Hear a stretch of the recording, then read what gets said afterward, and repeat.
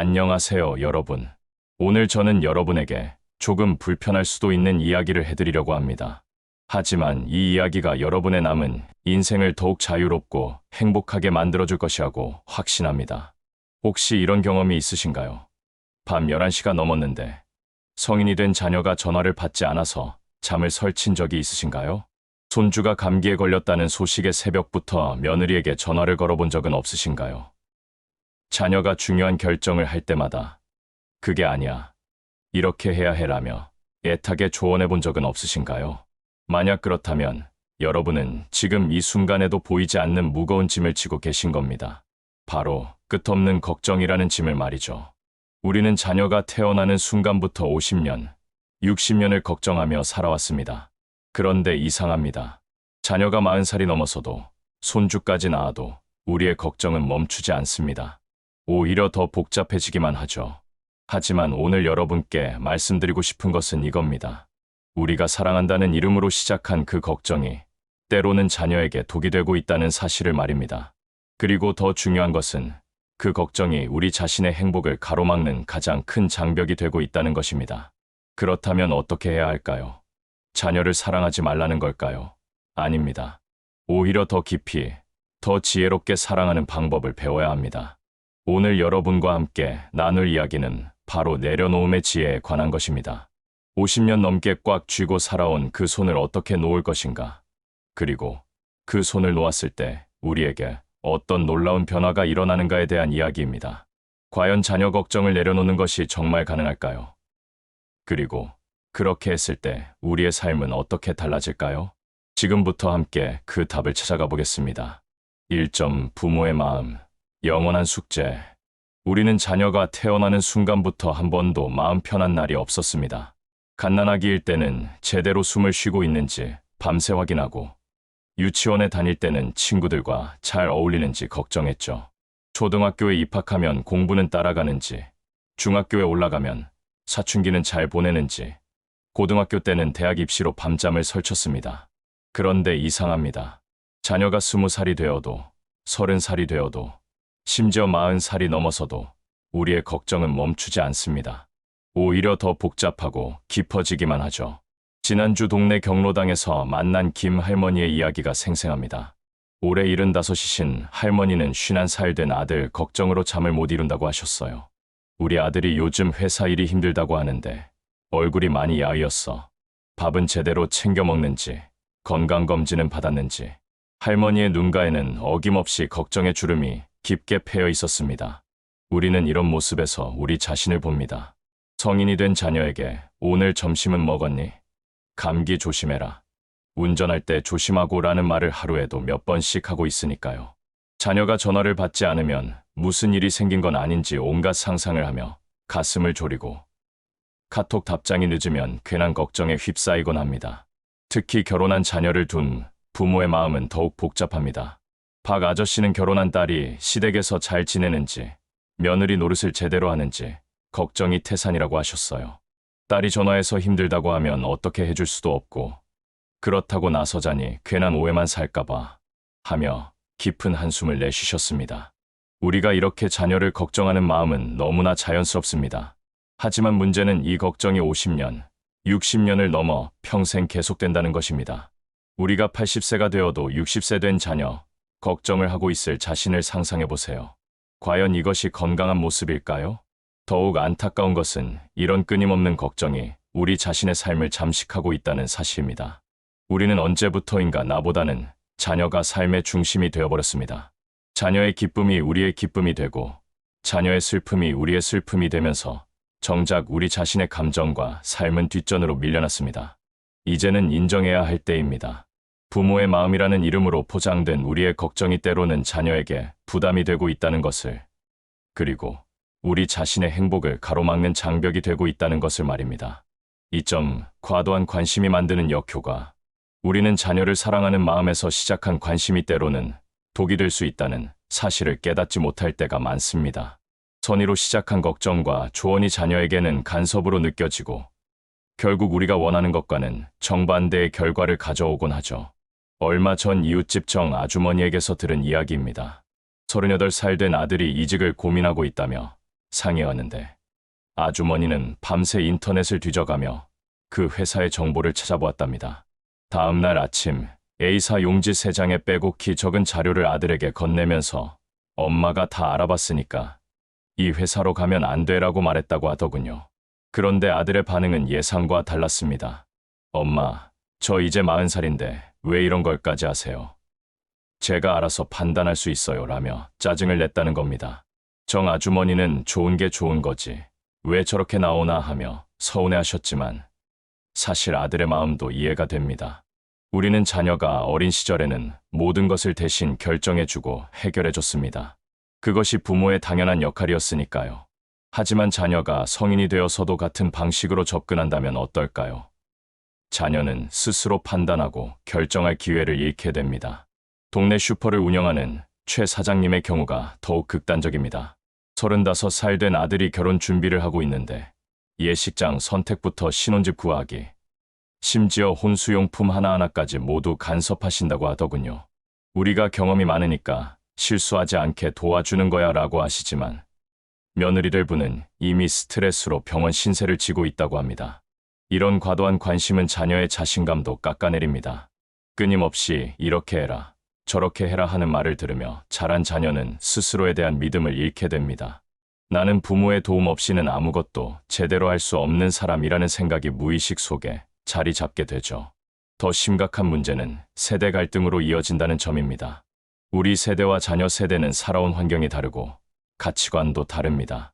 우리에게는 당연한 것이 자녀에게는 낡은 생각일 수 있고 우리가 옳다고 여기는 것이 자녀에게는 맞지 않을 수 있어요.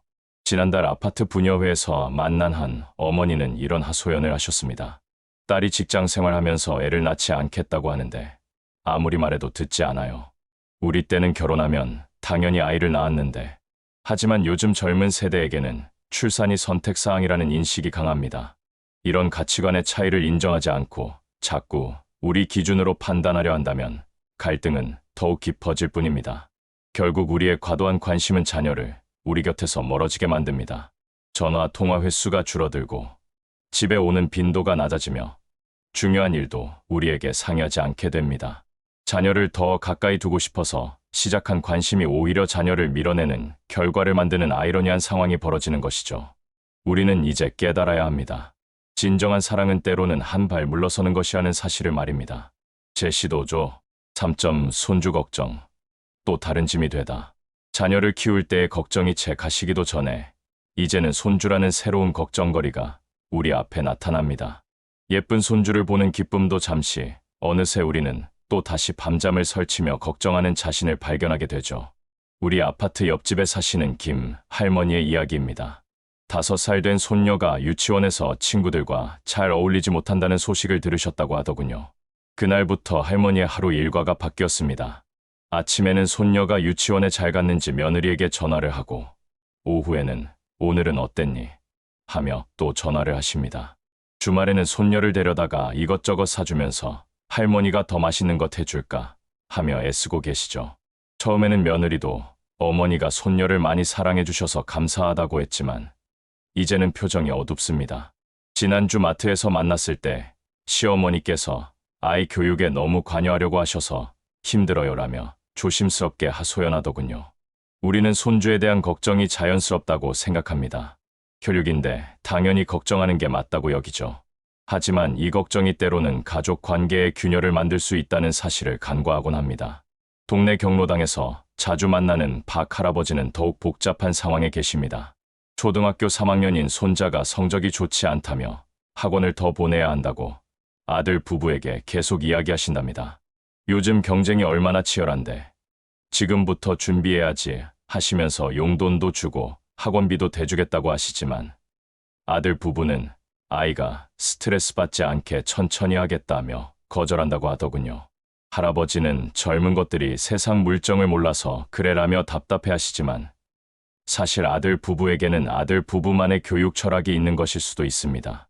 하지만 할아버지의 계속되는 간섭으로 인해 명절 때마다 집안 분위기가 어색해진다고 하니 참으로 안타까운 일입니다. 더욱 심각한 경우도 있습니다. 우리 동네 이 할머니는 손녀가 감기에 걸렸다며 새벽에 며느리에게 전화를 거셨답니다. 병원은 갔니? 약은 먹였니? 내가 가서 죽 끓여줄까? 하며 연달아 질문을 쏟아내셨죠. 며느리는 괜찮다. 내가 잘 보고 있다고 했지만 할머니는 마음이 놓이지 않아 결국 새벽 5시에 아들네 집으로 달려가셨다고 합니다. 이런 상황이 반복되자 며느리는 스트레스를 받기 시작했습니다. 시어머니께서 저를 믿지 못하시는 것 같아서 서운해요라며 친정어머니에게 하소연했고 결국 이 일이 사위의 귀에까지 들어가면서 가족 관계가 삐걱거리게 되었습니다. 우리는 손주를 사랑하는 마음에서 시작한 일들이 왜 이런 결과를 낳는지 이해하기 어려울 때가 많습니다. 하지만 냉정하게 생각해보면 손주 양육의 1차적 책임자는 그 아이의 부모입니다. 우리는 조부모로서 사랑을 주고 지혜를 전해주는 역할을 할 수는 있지만 양육 방침을 결정하거나 교육 방향을 정하는 것은 부모의 몫이어야 합니다. 손주 걱정은 자녀 걱정보다 더 복잡합니다. 우리와 자녀 사이의 관계뿐만 아니라 며느리나 사위와의 관계, 그들 부부의 관계까지 영향을 미치기 때문입니다. 우리의 선의가 가족 전체의 평화를 해칠 수도 있다는 사실을 받아들이기는 쉽지 않지만 이것이 현실입니다. 3대에 걸친 걱정의 악순환을 끊어야 할 때입니다.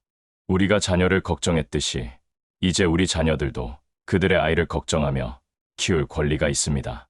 그 과정에서 실수할 수도 있고 시행착오를 겪을 수도 있지만 그것 또한 부모로 성장해 나가는 자연스러운 과정이라는 것을 인정해야 합니다. 사점 내려놓음의 지혜를 배우는 시간, 평생을 꽉 쥐고 살아온 우리에게 내려놓는다는 것은 쉬운 일이 아닙니다. 마치 익숙한 옷을 벗는 것처럼 어색하고 불안하기만 하죠. 하지만 때로는 손을 놓아야 진정한 자유가 시작된다는 사실을 우리는 경험을 통해 깨달아가고 있습니다. 지난 봄, 우리 동네에서 가장 자녀 걱정이 많기로 유명했던 최 아주머니에게 놀라운 변화가 일어났습니다.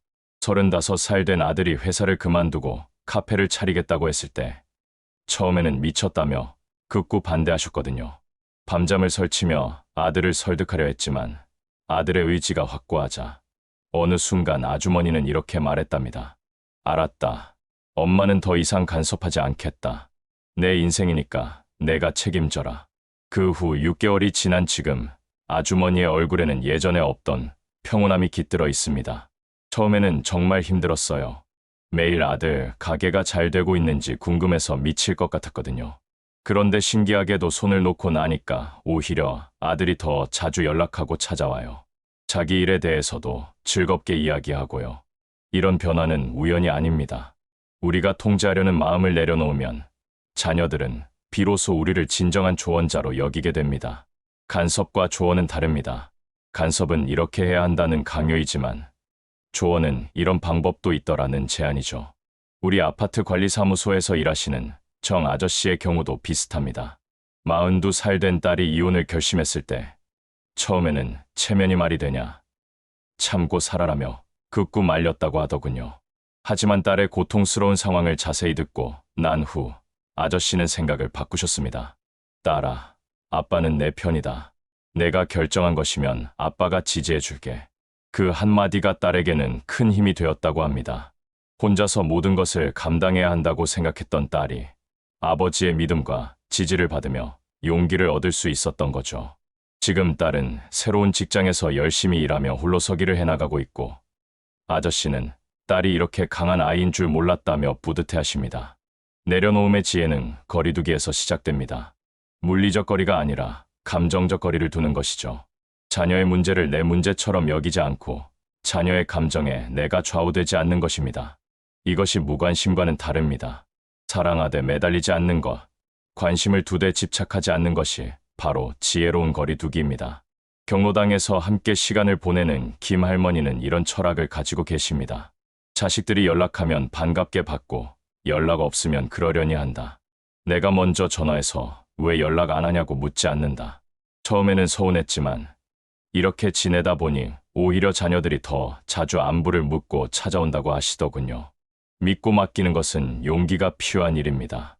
우리 세대는 모든 것을 직접 해결하고 통제하려는 습관이 몸에 배어 있거든요.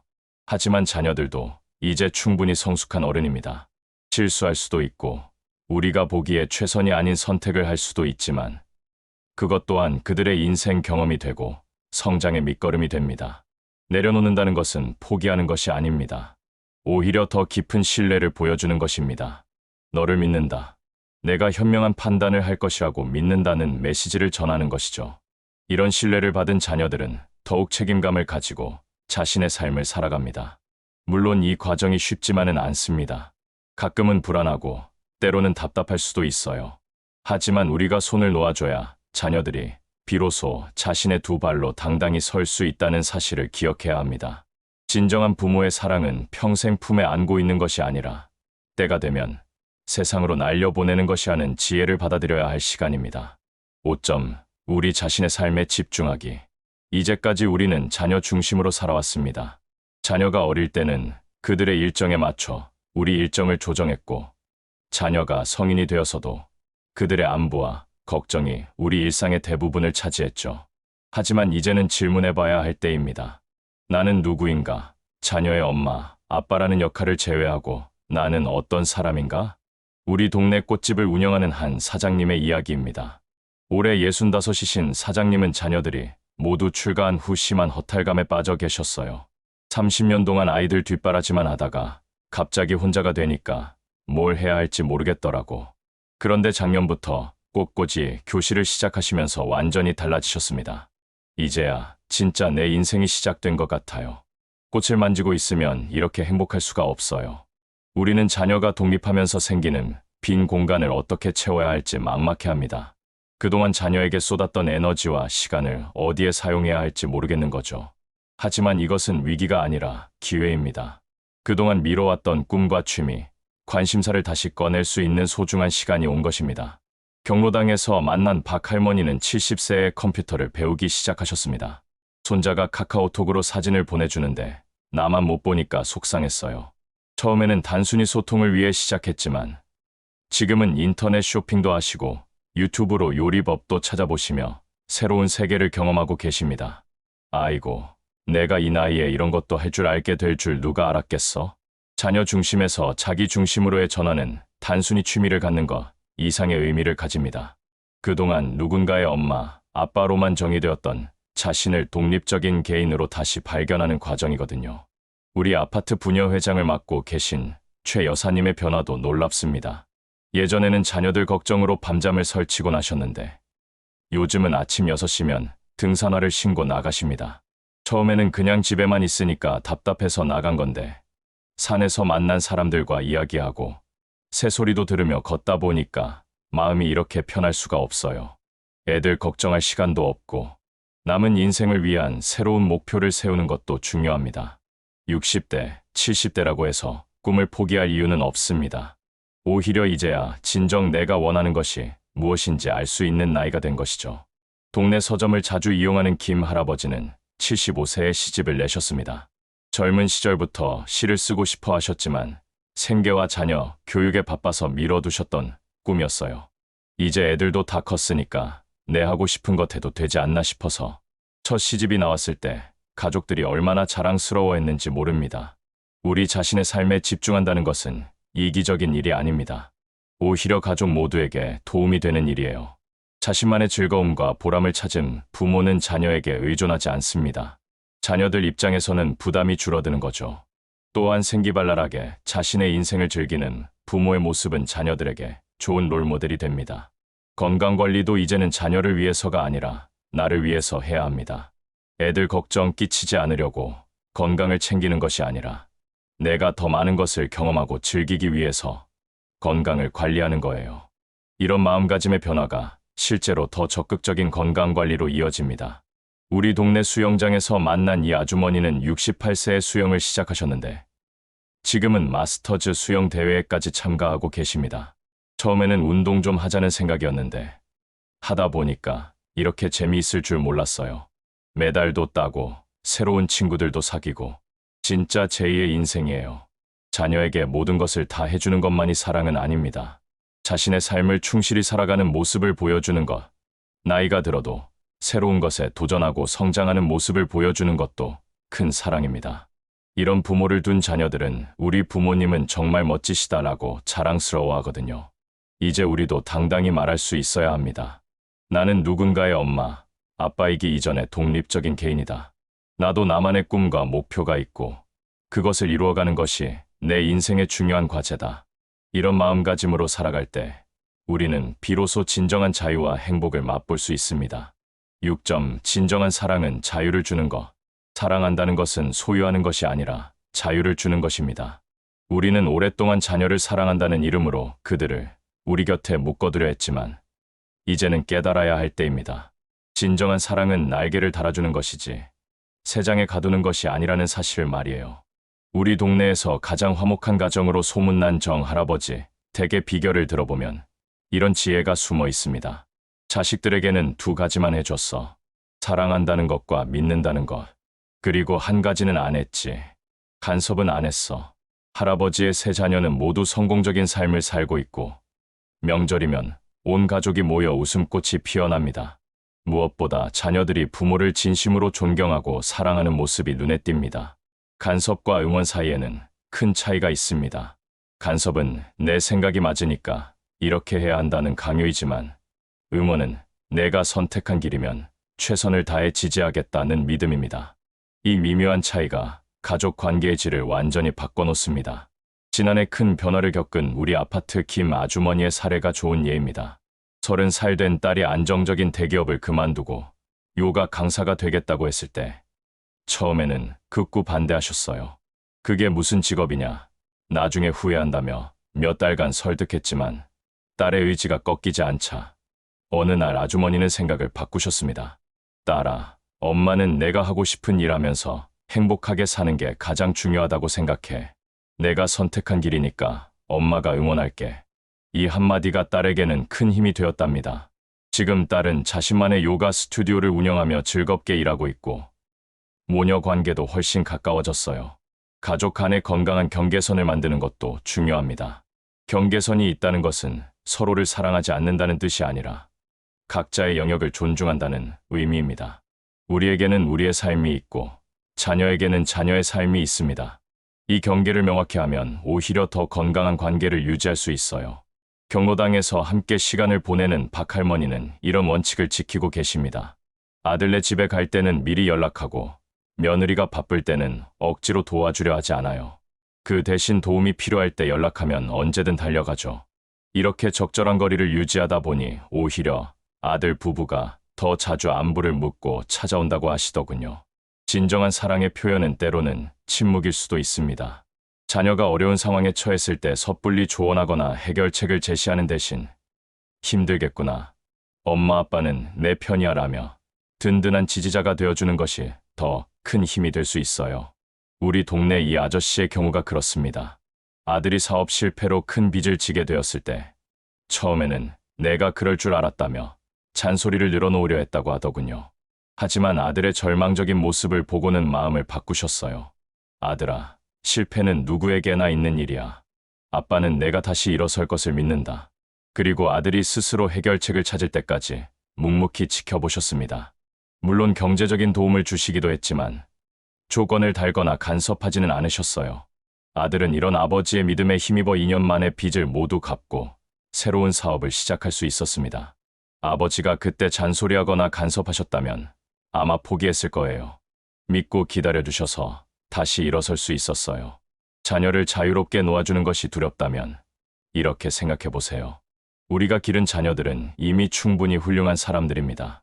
우리의 사랑과 교육을 받고 자란 그들에게는 스스로 판단하고 선택할 수 있는 능력이 있어요.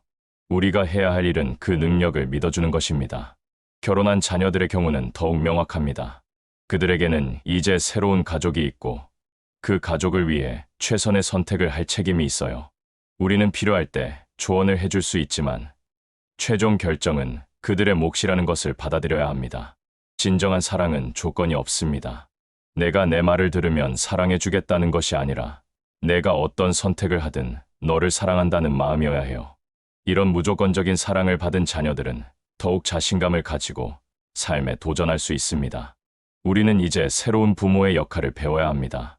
통제하고 간섭하는 부모에서 믿고 지지하는 부모로, 걱정으로 잠 못 이루는 부모에서 든든한 후원자가 되는 부모로 말이에요. 이런 변화가 쉽지는 않겠지만 이것이야말로 성숙한 부모가 되는 길이고 자녀와 평생 건강한 관계를 유지하는 비결입니다.